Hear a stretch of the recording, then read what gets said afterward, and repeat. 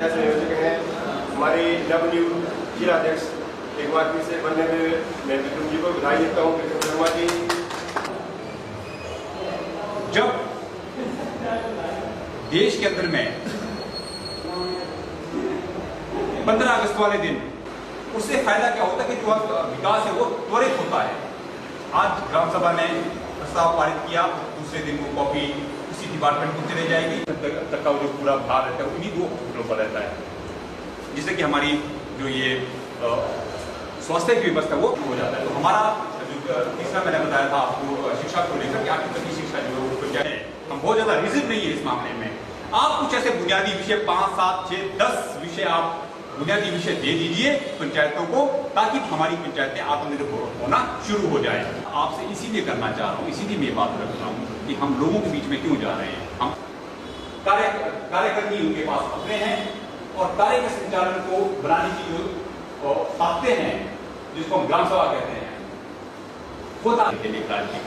इसके बाद हमने इनको अपॉइंट किया है, अभी 10-15 दिन हुए, और इनको हमने ये कार्यक्रम दिया है कि आप अपनी बॉडी को भी नॉमिनेट करें और वो पंचायतों के अंदर में किया जाए, ताकि वो स्मार्ट क्लासेस की व्यवस्था करे, उस बजट के अनुसार करे जो पंचायत को मिला है।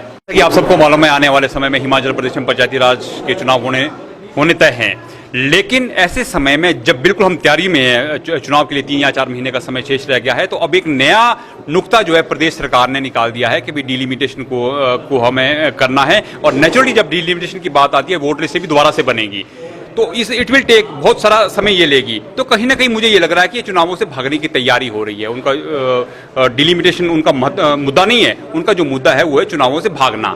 और उनको ये कहीं ना कहीं ये लगता है कि कोविड-19 के चलते और पिछले 2.5 वर्षों में हिमाचल प्रदेश की सरकार कुछ भी काम नहीं कर पाई है, और उनको पता ये जवाब सरकार को ये जवाब हमारी पंचायत के लोगों ने देना है, हमारे वोटर ने देना है, इसलिए चुनाव से भागने की तैयारी में है। लेकिन जो राजीव गांधी पंचायती राज संगठन का जो मेन मुद्दा है वो है संविधान के 73वें संशोधन को जमीन पर लागू करना, जिस तरह से केरल में किया है। हमारा ये मानना है जब तक हमारी पंचायतें आत्मनिर्भर नहीं होगी, आप लाल किले की प्राचीर से जितनी देर तक जोर जोर से बोलते रहेंगे देश को आत्मनिर्भर बनाना है, लेकिन हमारा ये मानना है राजीव गांधी पंचायती राज संगठन का कि जब तक हमारी पंचायतें आत्मनिर्भर नहीं होगी तब तक देश आत्मनिर्भर नहीं होगा, प्रदेश आत्मनिर्भर नहीं होगा। और जब तक आप संविधान के 73वें संशोधन को जमीन पर लागू नहीं करते हैं, तब तक पंचायतें भी मजबूत नहीं होगी। जब हमारे संविधान में प्रोविजन है, तो सरकार से हमारा ये निवेदन है कि आप पंचायतों को आत्मनिर्भर करें, प्रदेश खुद व खुद आत्मनिर्भर हो जाएगा। एक हमारे पंचायत के जब कोविड-19 शुरू हुआ, पंचायतों को ताकत दी गई 3 दिन के लिए कि भैया हम आपको बजट देंगे, आपने उसका सैनिटाइजर लेना है और आपने मास्क लेके बांटने हैं। 3 दिन के बाद वो विड्रॉ कर दिया सरकार ने। सबसे जो बड़ी बेइज्जती अगर आज तक मैं कभी मानता हूं कि जो पंचायतों की हुई, पंचायतों के प्रतिनिधियों की हुई है, वो इस कोविड-19 के चलते हुई है। लोगों की जान पर पड़ी है, और आपको ये लगता है कि भाई क्या नाम, ये हमारे जो पंचायती राज में चुने हुए लोग ये घोटाला करेंगे, और आपने निर्णय वापस ले लिया। 10,000 के मास्क और वो देने थे, आपने सैनिटाइजर देने थे।